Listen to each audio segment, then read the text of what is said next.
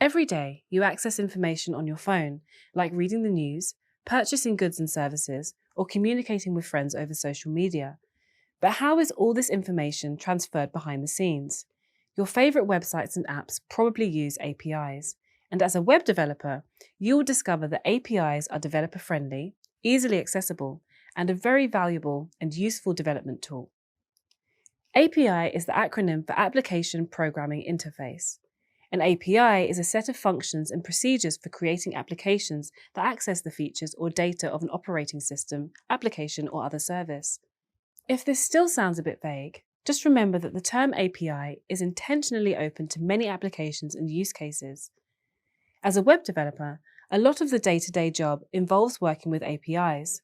Some common APIs that web developers work with include Browser API, REST API, and Sensor-based API. Over the next few minutes, you'll explore each of these API types and review a few specific examples. To begin with, here's a brief outline of how APIs function.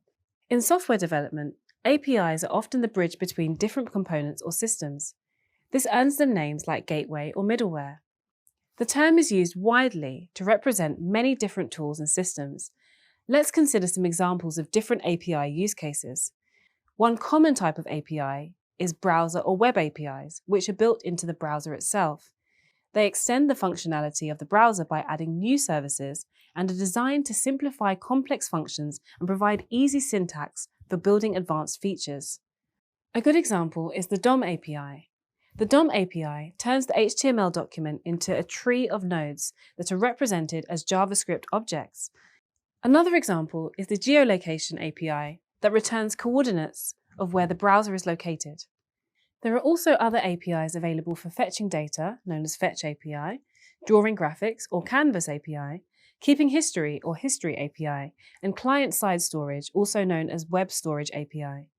Another critical type of API for web development is the RESTful or REST API. This kind of API provides data for popular web and mobile apps. These are also called web servers. Let's explore REST in a bit more detail. REST, or Representational State Transfer, is a set of principles that help build highly efficient APIs. One of the main responsibilities of these kinds of APIs is sending and receiving data to and from a centralized database. We can query our own REST API or third-party ones. One last type of API that you might encounter as a web developer is a sensor-based API. This is what the Internet of Things, also known as IoT, is based on. These are actual physical sensors that are interconnected with each other.